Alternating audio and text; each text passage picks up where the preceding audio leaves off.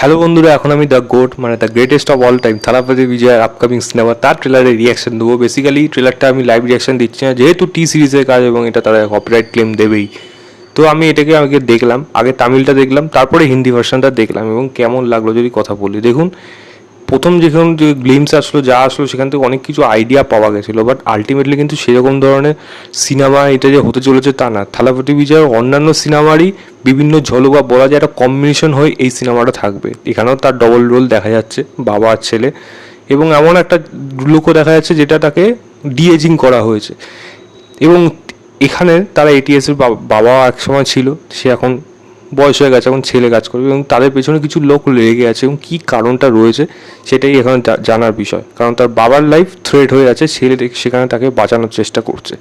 তো আলটিমেটলি বাবা ছেলের লড়াইটা কতটা জমে এবং এই ভিলেন তার কী উদ্দেশ্য এবং সে কেনই বা এদের পেছন লেগে রয়েছে, কেন এটিএস হেডের পেছনে লেগে রয়েছে, তারও একটা কারণ কিন্তু এই সিনেমাটার মধ্যে দেখা যাবে। তো আমি যদি ভিজুয়ালসের কথা বলি, দেখুন ভিজুয়ালসগুলো দেখে ভালো লাগছে। হ্যাঁ, আমি খুব এক্সট্রাঅর্ডিনারি কিছু এরকম বলবো না, এরকম জিনিস ইন্ডিয়ান সিনেমাতে দেখাও গেছে, তবে হ্যাঁ দেখতে সেগুলো ভালো লাগছে। বিজয়ের প্রেজেন্স যেহেতু, সে তার জন্য আরও বেশি ভালো লাগছে, কারণ তার একটা আলাদা ক্যালিবার রয়েছে, মানে দেখলে এমনিই ভালো লাগে। তো সেই জিনিসটার জন্য বিজয় একটা আলাদা প্লাস পয়েন্ট পায় এবং সেখানে তার ভালোও লাগছে। এবং যেরকমভাবে ডিজাইন করা হয়েছে, ব্যাকগ্রাউন্ড মিউজিকটা বিশেষ করে কিন্তু আরও বেশি ভালো লাগছে, যার জন্য এই ট্রেলারটার মধ্যে একটা জিনিসটা ওয়ার্ক করে যাচ্ছে।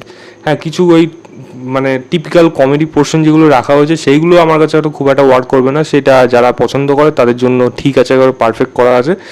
বাট হ্যাঁ, যদি অ্যাকশন এই জিনিসগুলো কথা বলি, অ্যাকশনগুলোর মধ্যে স্টাইলাইজেশন সেগুলো রয়েছে, বিজয়কে সেখানে দেখতে ভালো লাগছে। এবং থালাপাতি ব্যাপারটা যখন আসছে তখন জিনিসটা আরও শুনতে আরও বেশি মানে কিক লাগছে। এবং লাস্টে যে অ্যানিমেশনের যে শটটা দেখানো, যেটা তার বিস্টের থেকে নেওয়া, এবং আরেকটা শটও আছে দেখবেন, ওই লাফিয়ে গিয়ে বন্দুকটা তুলে ঝাঁটা করে গুলি মারছে, এটা খুব সম্ভবত বোধহয় একটা ট্রেনের বগির মধ্যে সম্ভবত। ওই সিনটাও কিন্তু বিস্টেরই একটা সিনের মতো, সেই ইন্ট্রোতে যখন ছিল একটা জায়গায় ডিগবাজি খেয়ে বন্দুকটা তুলে গুলি চালাতে থাকে, ওই শটটা ওখান থেকে নেওয়া।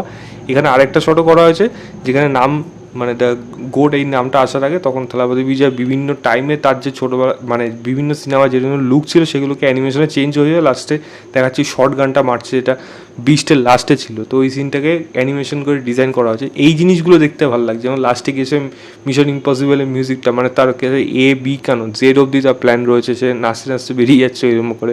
তো সেখানে সেই স্টাইলাইজেশনগুলো কিন্তু সে বিজয় হিসাবে সেগুলো বেশ ভালো লাগে। তবে আমি ট্রেলারটা পার্টিকুলার আলাদা করে প্রশংসা করি, মানে তাকে যতই বলা হয় lion is always a lion, সেটা যতই বলা হোক, কিন্তু এই ট্রেলারটার থেকে যে এক্সপেকটেশন যতটা হাই ছিল হয়তো সেইগুলো ফুলফিল করেনি। তবে ট্রেলারটাকে আমি খারাপ বলবো না, একটা decent one time watch trailer হিসেবে বলা যায়। এবার দেখা যাক সিনেমাটা কীরকম হয়। সিনেমার থেকে এক্সপেকটেশন কিন্তু আমার বরাবরই ছিল, আছে এবং থাকবে।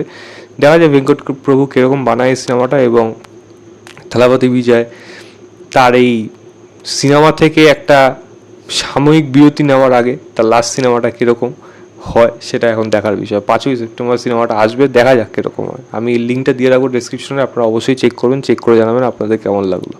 আমার কিন্তু মোটামুটির থেকে একটু অ্যাবভ অ্যাভারেজ যে জিনিসটা বলে সেই জিনিসটা লেগেছে, এক্সপেকটেশন অনেক বেশি ছিল তার জন্য, আদারওয়াইজ কিন্তু এই ট্রেলারটাকে কিন্তু আমি খারাপ বলতাম না। এনিওয়েজ এই ছিল আমার ওভারঅল রিয়াকশন। ভিডিওটা ভালো লাগলে লাইক শেয়ার এবং চ্যানেলটাকে অবশ্যই সাবস্ক্রাইব করে দেবেন। বাই।